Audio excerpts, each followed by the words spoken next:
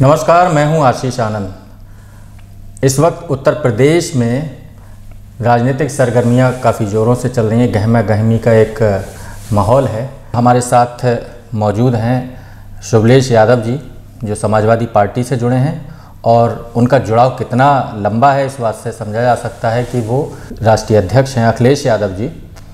उनके साथ में उन्होंने बचपन का समय भी गुजारा है, उनके बाल सखा कहे जा सकते हैं, और काफ़ी समय तक वो समाजवादी छात्र सभा में उन्होंने कमान संभाली है उत्तर प्रदेश के बरेली ज़िले में, और जिला अध्यक्ष भी रहे हैं। और इतने बड़े जो समय में उन्होंने जो समाजवादी पार्टी की तमाम जो उतार चढ़ाव देखे हैं, हम उनसे इस सिलसिले में बात करेंगे।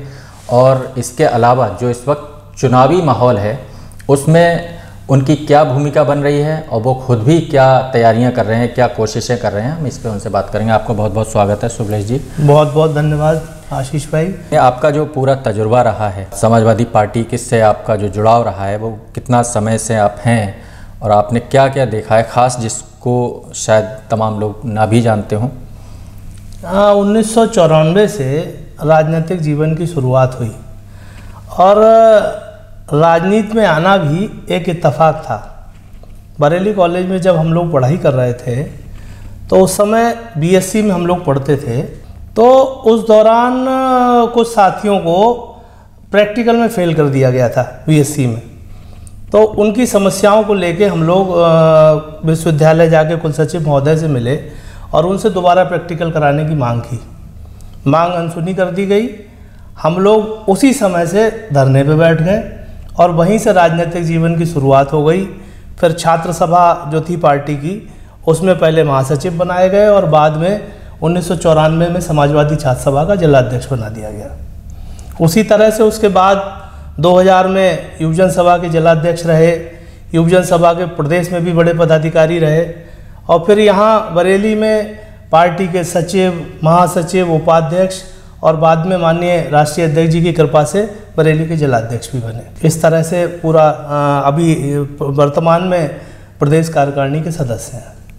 आपने जो पूरा समाजवादी पार्टी का जो इतना लंबा समय आपने देखा, तो नेताजी के समय का जो दौर था जिसमें आपने तब छात्र सभा में रहे होंगे जी, और बाद का समय जब अखिलेश जी का जो कार्यकाल है, इसमें जो आपने देखा है, तो दोनों में कोई क्या भिन्नता क्या दिखाई देती है आपको सांगठनिक या राजनीतिक तौर पर? देखिए, समय बदलता है तो तमाम चीज़ें बदलती हैं। नेताजी के समय में हम लोग काफ़ी संघर्ष किया उस दौर में भी, और माननीय अखिलेश जी भी संघर्षों से ही निकले हुए हैं। उनके नेतृत्व में भी हम लोगों ने बराबर सड़कों पर उतरकर संघर्ष किया। मगर समय बदला तो तौर तरीके भी बदले। पहले केवल प्रिंट मीडिया हुआ करता था, इलेक्ट्रॉनिक मीडिया उतना चलन में था नहीं, और सोशल मीडिया का कहीं कोई अता पता नहीं था। उस समय अपनी बात करने का माध्यम केवल और केवल धरना प्रदर्शन हुआ करते थे, और बाकी रैलियां बड़ी बड़ी करके, सभाएं कर करके हम लोगों ने भी, चाहे चुनाव की तैयारी हो, चाहे आंदोलनों की तैयारी हो, जो गांव देहात में छोटी छोटी बाजारें लगती हैं, उन बाज़ारों में जाके भी नुक्कड़ सभाएं की हैं और लोगों को उन नुक्कड़ सभाओं के माध्यम से अपने कार्यक्रमों में बुलाया है। और उस समय ये प्रचार के बड़े माध्यम हुआ करते थे। आज थोड़ा आसान हुई हैं ये सारी चीज़ें। अब सोशल मीडिया का एक ऐसा प्लेटफॉर्म है कि हम लोग अपनी बात को सोशल मीडिया के माध्यम से हर घर तक पहुंचा सकते हैं। तो आपको लगता है ऐसा कि सड़कों पर उतरना अब समाजवादी पार्टी ने कम कर दिया है? बिल्कुल नहीं। समाजवादी पार्टी माननीय अखिलेश यादव जी के नेतृत्व में लगातार सड़कों पर उतरी है। किसानों का आंदोलन दिल्ली में लंबे समय चला, उनके समानांतर ही समाजवादी पार्टी ने पूरे उत्तर प्रदेश में सड़कों पर उतरकर किसानों की लड़ाई लड़ी। नतीजा ये हुआ, किसानों का आंदोलन भले ही 1 साल चला हो, समाजवादी पार्टी लगातार 1 साल आंदोलन करती रही समय समय पर।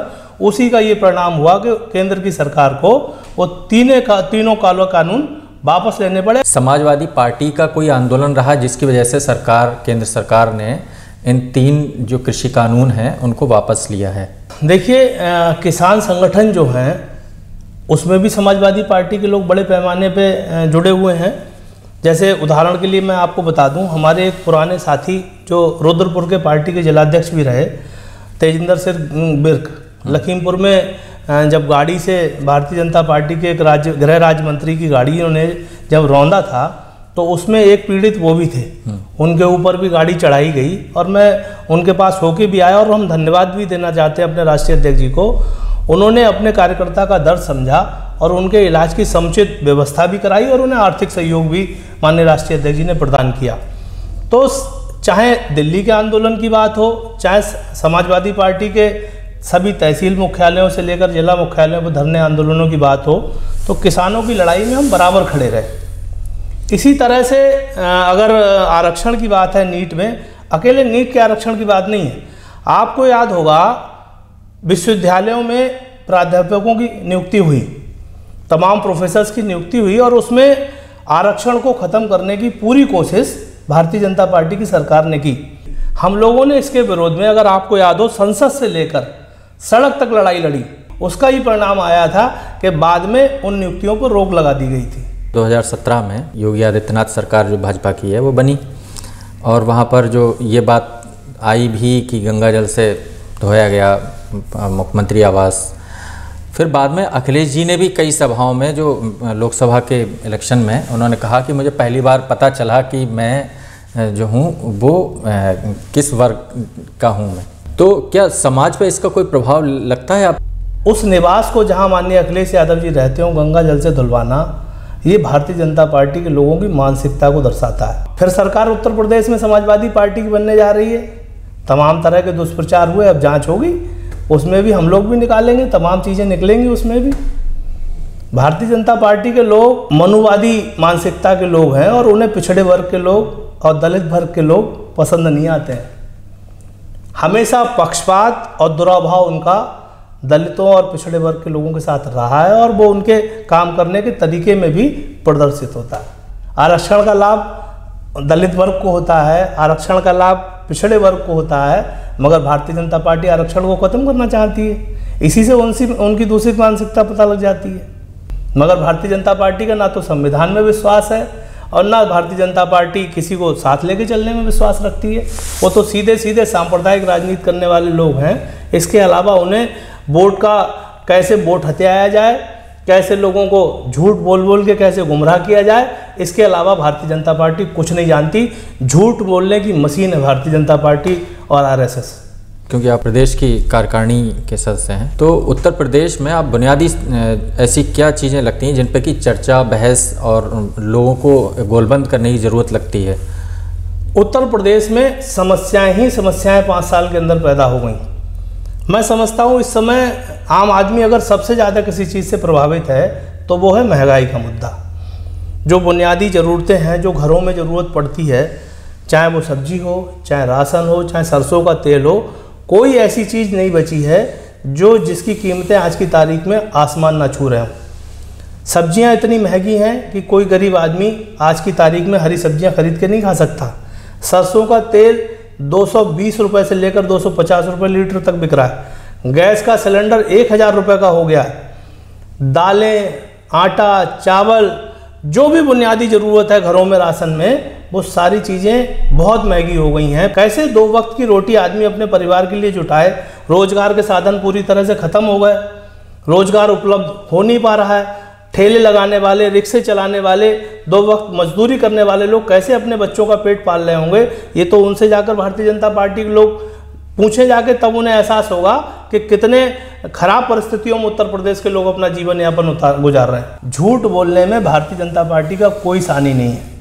हकीकत क्या है, किसी जगहों में जाके सर्वे कर लिया जाए, आम आदमी को राशन मिल ही नहीं रहा है। सारा राशन माफिया हजम कर जा रहे हैं। उत्तर प्रदेश में इतने अवैध काम, चाहे अवैध खनन का मामला हो, चाहे राशन हड़पने का मामला हो, किसी सरकार में नहीं हुआ जितना भारतीय जनता पार्टी की सरकार में हो रहा है। भू माफिया की अब आप क्योंकि बात कह रहे हैं, तो भू माफिया पे तो एंटी भू माफिया एक बड़ा उनका मुद्दा भी रहा भारतीय जनता पार्टी का पिछली बार। अगर योगी सरकार निष्पक्ष कार्रवाई करती तो उन पर सवाल नहीं खड़े होते। विरोधियों को जानबूझ के निशाना बनाना, विरोधियों के खिलाफ जानबूझ के कार्रवाई करना, या आप ये कहो कि एक वर्ग विशेष को निशाना बनाना, ये जानबूझ के भारतीय जनता पार्टी के लोगों ने किया है। उनके तमाम अपराधी, बड़े बड़े अपराधी जो हैं वो खुलेआम घूम रहे हैं, उनके खिलाफ कोई कार्रवाई नहीं हुई। जो उत्तर प्रदेश के चुनिंदा अपराधी हैं, टॉप मोस्ट अपराधी हैं, उनको खुला छोड़ा जा रहा है, जानबूझ के एक वर्ग के लोगों को निशाना बनाया जा रहा है। कार्यवाही जब हो तो सबके साथ निष्पक्ष होनी चाहिए, चाहे किसी धर्म को मानने वाले हों चाहे किसी बिरादरी के हों, सबके खिलाफ निष्पक्ष कार्रवाई होना चाहिए, पक्षपात नहीं होना चाहिए। महंगाई है, रोजगार का मुद्दा है, ये सब एक ज्वलंत मुद्दे हैं, लेकिन इसके बावजूद समाजवादी पार्टी का कोई व्यापक जन आंदोलन जैसा तो कहीं पे खड़ा हुआ दिखाई नहीं देता। पिछले 5 साल का दौर देखें तो पूरे 5 साल मैं समझता हूँ कि कोई ऐसा पखवाड़ा नहीं गया, कोई ऐसा महीना नहीं गया जब समाजवादी पार्टी ने सड़कों पर उतरकर महंगाई को लेकर, रोजगार को लेकर या किसानों की समस्याओं को लेकर या अन्य जो जन समस्याएं हैं उनको लेकर संघर्ष ना किया हो। अच्छा। जो बेखौफ होके और जिस तरह से सभी लोगों को एक तरह से मैं ये कहूँगा कि नजरअंदाज करते हुए सरकार जिस तरह से काम कर रही थी उस पर कहीं ना कहीं अंकुश समाजवादी पार्टी के आंदोलनों से लगा है। तो अभी आपका क्या अनुमान है कि आने वाले इलेक्शन में जो पूरी दिखाई दे रही है, जो एक छवि की किस तरह से आगे कुछ समीकरण बनने वाले हैं विधानसभा में अगली? देखिए, उत्तर प्रदेश के जो हालात हैं पिछले 5 सालों से, चाहे रोजगार की बात कर लें, उत्तर प्रदेश में रोजगार के कोई नए संसाधन सरकार ने नहीं जुटाए। हमें याद है देश के प्रधानमंत्री ने लाल किले से कहा था कि हम हर साल 2 करोड़ नौजवानों को रोजगार देंगे। 2 करोड़ नौजवानों में उत्तर प्रदेश के भी निश्चित रूप से नौजवानों को शामिल किया होगा। और 2017 के चुनाव से पहले प्रदेश में भी जो संकल्प पत्र भारतीय जनता पार्टी लेके आई थी उसमें भी उन्होंने ये कहा था कि हम बड़े पैमाने पर नौजवानों के लिए रोजगार सृजित करेंगे। मगर आप 5 साल के आंकड़े अगर जुटाएं तो मैं समझता हूं उत्तर प्रदेश सरकार मुट्ठी भर नौजवानों को भी रोजगार नहीं दे पाई है। यहाँ तक कि कोरोना महामारी के दौरान या जीएसटी कानून लाए या नोटबंदी का जब मामला आया, उसके बाद से तमाम उद्योग धंधे बंद हो गए, तमाम प्राइवेट फैक्ट्रियां बंद हो गई, जिसमें नौजवानों को रोजगार मिला हुआ था वो बेरोजगार हो गए। रोजगार ना होने की वजह से उत्तर प्रदेश का नौजवान दिशाहीन है, पलायन करने को मजबूर है। बड़ा मुद्दा है बेरोजगारी का। शिक्षा मित्र सरकारी अध्यापक बन गए थे, उन्हें वापस ले लिया गया, दोबारा शिक्षा मित्र के पदों पर दे दिया गया। कोई नई बड़े पैमाने पर भर्तियां उत्तर प्रदेश में नहीं हुई। इसके साथ साथ कानून व्यवस्था की अगर हम उत्तर प्रदेश में स्थिति देखें तो कानून व्यवस्था की स्थिति भी उत्तर प्रदेश में बहुत खराब है। दयनीय स्थिति में कानून व्यवस्था पहुंच गई है। पुलिस प्रशासन पूरी तरह से निरंकुश है। इस सरकार में लगातार अपराधियों को संरक्षण किया गया और लगातार उनका बचाव किया गया। बड़े बड़े माफिया उत्तर प्रदेश के अंदर हैं, बताओ, ब्रजेश सिंह हैं, धनंजय सिंह हैं, ये वो लोग हैं जो पूरे उत्तर प्रदेश में जिनका लोग जानते हैं और उनके नाम का खौफ पूरे उत्तर प्रदेश के अंदर है। योगी सरकार बताए उनके खिलाफ कोई कार्रवाई की गई हो? खुलेआम घूम रहे हैं, चाहे जिला पंचायत के चुनाव में गुंडई की बात हो, चाहे ब्लॉक प्रमुख के चुनाव में गुंडई की बात हो, मनमानी उन लोगों ने की, मगर सरकार का कोई नियंत्रण उनके ऊपर नहीं है। तो कानून व्यवस्था में उत्तर प्रदेश मैं समझता हूँ देश में आज की तारीख में सबसे निचले पायदान पे होगा। और हमारी सरकार के मुकाबले और सरकारों के मुकाबले कई गुना अपराध उत्तर प्रदेश के अंदर बढ़े हैं। कई, अगर आप जोड़ेंगे, मेरा अपना जानकारी है, लगभग 43% अपराध उत्तर प्रदेश के अंदर पहले के मुकाबले बढ़ गए। आप खुद भी क्या विधानसभा के चुनाव में कहीं पे आप कोशिश कर रहे हैं? हाँ, मैंने प्रयास किया है और आप की संज्ञान में भी होगा। मैं पिछले काफ़ी समय से आंवला विधानसभा से तैयारी कर रहा हूँ और मगर मेरी पहली प्राथमिकता ये है कि उत्तर प्रदेश के मुख्यमंत्री माननीय अखिलेश यादव जी बने और उन्हें मुख्यमंत्री बनाने के लिए मुझे चाहे कितनी भी बड़ी कुर्बानी करनी पड़े, उसके लिए मैं हमेशा तैयार रहता हूं। मैं समझता हूं आने वाले 5 साल में अगर वो मुख्यमंत्री बन गए तो उत्तर प्रदेश देश का नंबर 1 प्रदेश होगा। आंवला विधानसभा से जो आप तैयारी कर रहे हैं, आप वहाँ के विधायक हों तो आप ऐसी कौन सी कोई 5 आपके पास ऐसे दिमाग में कौन से पॉइंट हैं जो आंवला विधानसभा को आप देना चाहेंगे? देखिए, आंवला में जो सबसे बड़ी समस्या है वहाँ कोई उद्योग धंधा नहीं है। क्यों? वहाँ तो मतलब इतना नेशनल लेवल का, इंटरनेशनल, बल्कि इफ्को है वहाँ तो। नहीं, इफ्को बिथरी विधानसभा का हिस्सा है, आंवला लोकसभा का हिस्सा नहीं है। आंवला विधानसभा का हिस्सा नहीं है। अच्छा, वो विधानसभा के हिसाब से? मैं विधानसभा के हिसाब से कह रहा हूँ। तो आंवला में कोई भी रोजगार का वहाँ पे साधन नहीं है। आंवला का नौजवान चाहे पलायन बरेली को करे, चाहे मुरादाबाद जाए या दिल्ली जाए, या दिल्ली नज़दीक पड़ता है तो ज़्यादातर नौजवान रोजगार की तलाश में दिल्ली ही चले जाते हैं। एक प्राथमिकता तो हमारी ये है कि वहाँ कोई ऐसी यूनिट लगे जिससे वहाँ लोकल जो हमारा नौजवान है उसे रोज़गार मिले। दूसरी वहाँ समस्या है, कोई भी चीनी मिल आंवला के अंदर नहीं है, तो हमारा ये प्रयास रहेगा कि हम वहाँ चीनी मिल की स्थापना करवाएं। तीसरा जो हमारा अहम हमारे दिमाग में जो योजना है वो ये है कि आंवला में आज भी कोई स्थायी बस अड्डा नहीं है। वहाँ लोगों के आवागमन के लिए कोई संसाधन नहीं है। गिनी चुनी 1-2 बसें चलती हैं, उसी से आदमी यहाँ से जाता है। ट्रेन भी 1 ही 2 हैं। आदमी को बड़ी दिक्कत का सामना करना पड़ता है, डग्गा मार वाहनों पे उससे सफ़र करना पड़ता है। तो हमारा ये प्रयास होगा कि लोगों के आवागमन के लिए अच्छी व्यवस्था हम लोग कराएं और एक स्थायी रोडवेज की, बड़े रोडवेज के स्टेशन की स्थापना हम लोग वहाँ कोशिश करेंगे कि वहाँ कराई जाए। तीसरा जो आंवला क्षेत्र की सबसे बड़ी दिक्कत है वो बिजली की भी बड़ी समस्या है। आंवला में टेक्निकल कॉलेज कोई नहीं है, डिग्री कॉलेज हैं, इंटर कॉलेज हैं, लेकिन कोई टेक्निकल एजुकेशन का वहाँ संस्थान नहीं है, ना इंजीनियरिंग से संबंधित ना मेडिकल से संबंधित। तो हमारी ये कोशिश रहेगी कम से कम एक राजकीय वहाँ पर इंजीनियरिंग कॉलेज बन जाए। सरकार अगर हमारी आती है और हम वहाँ से जनप्रतिनिधि चुने जाते हैं तो हमारा ये प्रयास रहेगा। आंवला में 2 थाने हैं, इसमें सिरौली में और एक रामनगर में चौकी और आंवला। बड़ा क्षेत्र है लेकिन 2 थाने होने की वजह से एरिया बहुत बड़ा बन जाता है।